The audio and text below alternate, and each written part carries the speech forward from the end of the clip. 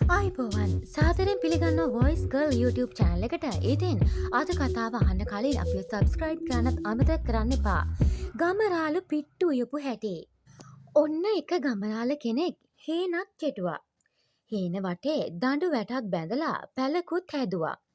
මුං තල කොරහන් වට්ටක්කා කැකිරි පුහුල් බඩු බණ්ඩක්කා බඩිරිඟු වගේ භෝග ජාති ගොඩක් වගා කළා. ගමරාළ හුඟක් මහන්සි වෙලා වැඩ කෙරුවා. හේන සරුසාරව තිබුණා. ඔන්න ඉතින් අස්වැන්න නෙලන කාලේ ලං වුණා. දැන් තමා වැඩියෙන්ම හේන රැක බලා ගන්න ඕන. මොකද කැලේ ඉන්න මුවෝ වල්ලූරු වගේ සත්තු හේනට ඇවිත් හැමදේම කාලා විනාශ කරලා දාන හින්දා. කැලේ සත්තු හේනට එන්නේ රැට. ඒ හින්දා හේනෙම නවතින්න ඕන කියලා ගමරාළ තීරණය කරා. උදේ වරුවෙම හේනේ වැඩ කරපු ගමරාළ ගෙදර ගියා. මේක කරන්න බෑ. වල්ලුර රංචු පිටින් හේනට පනිනවා. මම අද ඉඳලා පැලේ නවතිනවා. හාමිනේ මට ඔය උයා පිහා ගන්න ඕන අඩුම කුඩුම ටික ලෑස්ති කරලා දුන්නනම්. ඔන්න එදා හවස ගමරාළ ඕන කරන බඩු මුට්ටු ටිකත් අරගෙන රෑට කන්න බත් මුලකුත් බැඳගෙන හේනට යන්න පිටත් වුණා. කන්න දෙයක් හොයාගෙන ගම කිට්ටුවට ආපු නරිරාල්ට ගමරාළව මුණ ගැහුණා. මේ බඩු මුට්ටු තුස්සන් කොහෙද යන්නේ?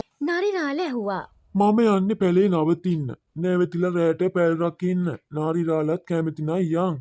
අද රෑට කන්න හොඳ බත් මුලකුත් තියෙනවා. ගමරාළ කිව්වා. කන්න බොන්න තියෙනවා නම් මටත් හොඳයිනි කියලා හිතපු නරිරාළ හරිම කැමැත්තෙන් ගමරාළත් එක්ක පැලට ගියා. කළුවර වැටිගෙන එනකොට ගමරාළ පැල ඉස්සරහා ලොකු ගිනි මැලයක් ගැහුවා. ගෙනාපු බත් මුල දෙන්නත් එක්ක බෙදාගෙන කාලා පැල් රකින්න පටන් ගත්තා. ගමරාළයි නරිරාළයි එකතු වෙලා හේනට පනින කැලේ සත්තු පන්නලා දැම්මා. ඔහොම ටික දවසක් යනකොට සත්තු හේනට පනින එක අඩු වෙලා ගියා. ගමරාළ මහන්සි වෙලා පැල් රැකපු නිසා සත්තු හේනට එන එක නැවතුණා. ඒ හින්දා ගමරාළට දැන් හරිම සතුටුයි. ඔන්න එක දවසක් ගමරාළට හිතුණා පිට්ටු ටිකක් කන්න. නරිරාලි අද අපි රෑට පිට්ටු කමු. ගමරාළ කිව්වා. පහුගිය ටිකේම නරිරාලත් තුඟක් මහන්සි වුණානේ. වෙනසකටත් එක්ක අද අපි පිට්ටු කමු. අද හසනම් හොඳයි. ඒත් ඉතින් පිට්ටු හදන්න ඕන කරන දේවල් අපි ළඟ නෑනේ. ඕ කාරියන්නේ. නරියා කිව්වා. ඒකට මොකද? මං හදන්නම්කෝ. නරිරාල බලන් ඉන්නකෝ. අද රෑට පිට්ටු කනවමයි. මෙහෙම කියපු ගමරාළ පිට්ටු හදන්න පටන් ගත්තා. පොල් ගාලා පිටි අනලා පිට්ටු මිශ්‍රණය හැදුවා. දැන් මේ මිශ්‍රණය තම්බන්න ඕන. වතුර මුට්ටියක කටට රෙදි කෑල්ලක් බැඳලා ඒක උඩට පිටි මිශ්‍රණය දාලා වහලා ලිප උඩ තියලා තම්බ ගන්න ඕන. දැන් තමයි ප්‍රශ්නේ. මුට්ටියට බඳින රෙදි කෑල්ලක් නැහැ. ගමරාළ ටිකක් කල්පනා කළා. ඕකනේ මම කිව්වේ. ඔය වැඩේ හරියන්නේ නෑ. නරියා කිව්වා. ගමරාළට Taman ඇඳගෙන ඉන්න අමුඩ ලේන්සුව මතක් වුණා. වැඩේ හරි. කියලා ගමරාළ ඇඳගෙන ඉන්න අමුඩ ලේන්සුව ඉනේ තියෙද්දීම ලේන්සුවේ ඉස්සරහ කොටස මුට්ටියේ කටට තියලා ගැට ගැහුවා.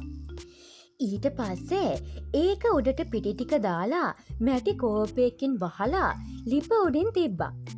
ගමරාළත් ලිප ළඟ දන ගහගෙන ඉන්නවා. ඇයි ගමරාළ අමුඩේ ඇඳගෙන ඉන්නේ? ඔය වැඩේ හරියන්නේ කියලා නරියා හැම වෙලාවෙම කියව හිටියා. ගමරාළ නම් ඒවා ගණන් ගත්තේ නෑ. හොඳට ලිප මොලවලා ලිප ළඟට වෙලා ඉන්නවා. රස්නෙත් එන්නම වැඩි වෙනවා. ගමරාළ කොහොම හරි ඉවසගෙන හිටියා. දැන් නම් වතුර මුට්ටියත් හොඳටම පැහැෙනවා. දැන් නම් ගමරාළට හරිම අමාරුයි. මුට්ටිය දුම් දාමින් පැහැෙනවා. දුමයි රස්නේ හින්දා ගමරාළට ඉබේටම නැගිටුණා. පැහෙන වතුර මුට්ටියයි පිට්ටුයි ගමරාළගේ ඇඟේ. ගමරාළගේ ඇඟත් පිච්චිලා. ගමරාළ වේදනාවෙන් කෑ ගැහුවා. අනේ අපොයි මේ කැලේ අපිට මොන පිට්ටුද කියලා නරියා කැලේටම දිව්වා. ඉතින් මේ වගේ තවත් රසවත් කතා අහන්න අපිව සබ්ස්ක්‍රයිබ් කරලා තියාගන්න අමතක කරන්න එපා. ඒ වගේම අද කතාව ලස්සනයි නම් ලයික් එකක් දාගෙන යන්නත් අමතක කරන්න එපා. ඔබට සුබ දවසක්.